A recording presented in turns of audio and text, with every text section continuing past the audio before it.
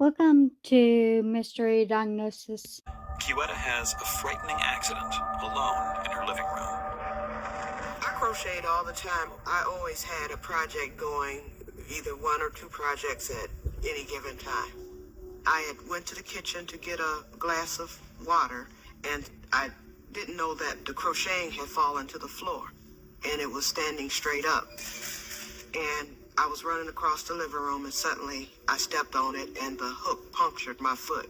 My whole body went numb from both legs all the way up to my shoulders. That must have been scary. It kind of scared me because I knew that something was wrong and something was going on inside of my body. Doctors x-ray Q's foot, but find no nerve or bone damage. The doctor cleans out the wound and sends her home on crutches. My body keeps going numb. I said that the fatigue was just almost unbearable. They checked my blood pressure, which was elevated, and they said that my heart rate was a little high. Functioning on a day-to-day basis becomes unbearable. I felt like I couldn't hardly walk because I couldn't stand up straight.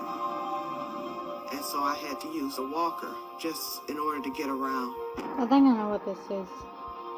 It felt horrible because I knew that something was wrong and it wasn't being taken seriously. I don't blame you. I could tell that she had lost some weight and she was pale looking. Q and her mother then make a difficult decision. Q will drop out of school, and they will return to the family's home in Michigan, where she can apply for emergency Medicaid. I was at my mother's house when they pulled into the driveway. My first impression upon seeing her was, my goodness, she has aged like 10 years. Okay, something really is going on. She is sick. Once her emergency Medicaid comes through, Kiwetta finds a new doctor. He runs a whole new battery of tests, and these tests reveal something new. He said that the ANA was positive, and he said that meant that I had lupus. For those who Lupus new is a to widespread my and channel, chronic autoimmune disease Mystery that, for Diagnosis, unknown there's reasons, multiple causes the diagnoses. immune system to The attack one the closest body's to the own end tissue and organs, is the correct including the one. joints, kidneys, lungs, skin, and other body parts. Armed with the lupus diagnosis, Kiwetta starts to work with a rheumatologist to relieve her symptoms. He prescribed a medicine called Plaquenil and a few other medications to treat different symptoms, and I began to feel better immediately. My health had begun to improve, and I was told that the lupus had gone into remission. So most of 2003 and all of 2004, I felt fine. Kiwetta continues her lupus treatments into 2005, but to her dismay, the old symptoms suddenly reemerge.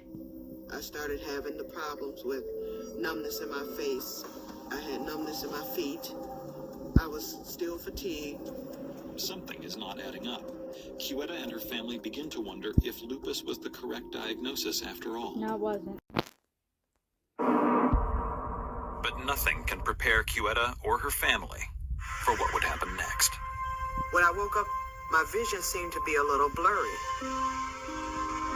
So I covered my left eye, and I could see fine out of my right eye. Then I covered my right eye, but I couldn't see anything. That's awful. The first thing I thought was, why did I go blind? I know what this is. Ruth rushes her daughter to the ER. They brought in a neurologist, and the neurologist examined my eyes, and he told me I had a condition called optic neuritis. Optic neuritis is an inflammation of the optic or visual nerve that connects the eye to the brain. And so he told me I needed to see a neurologist. Through a referral, Kiwetta finds neurologist Dr. Kenneth Bottizi. When someone comes in with optic neuritis, we think about several different disease processes, including lupus, other inflammatory disease, also sometimes stroke, even in the young. He did a complete neurological examination. He ordered an MRI. He ordered a whole bunch of blood tests. He wanted to rule out lupus. Dr. Bottizi wanted to see me again in 2 weeks. But in the meantime, he prescribed steroids because he said for some reason my immune system was raging. 2 weeks later, Kiwetta returns for the test results. The blood tests, including the inflammatory tests, were all negative. However, the MRI of the brain did show these white matter lesions. It's multiple sclerosis. Multiple sclerosis, or MS, is a chronic degenerative disease of the nervous system. It's brought on by a gradual destruction of myelin, the fatty protective tissue that surrounds nerve cells. This degeneration occurs throughout the brain and spinal cord, leaving small damaged areas, or lesions. One of the diagnoses. Once you don't have the myelin, it's like a raw nerve. It can actually cause misfiring, shorting in the wire, and from that, then you can have the symptoms of multiple sclerosis.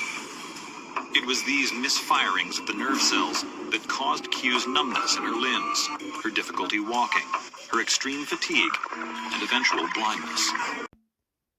It's unknown what causes MS, and although there is no cure, there is treatment. When someone has an acute attack, sometimes you use anti-inflammatory medications such as prednisone or other steroids that can decrease the inflammation in the brain. But long term, there's been 4 medicines that are approved by the FDA.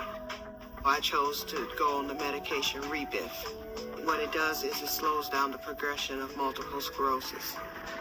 Although 400,000 people in the United States have MS, for many, getting the proper diagnosis can be a long and difficult process. Right. There's not one specific test to diagnose multiple sclerosis. The symptoms of multiple sclerosis are sometimes numbness, vertigo, spinning sensation. So with this, it could be other disease factors. It could be an ear infection, it could be viruses, pinched nerves, peripheral neuropathy. It could be a host of different things. It could be anything. The crocheting accident caused her multiple sclerosis. Dr. Bottizi tells Chiuetta that if you have a latent autoimmune disease like MS, different traumas can trigger an attack. And suddenly, a very old injury makes sense. By stepping on the crochet hook, he said that probably triggered it. Today, Chiuetta takes life slower than she did in the past and uses her experience to teach others about MS. Good for her. Thank you for watching. I'll see you next time.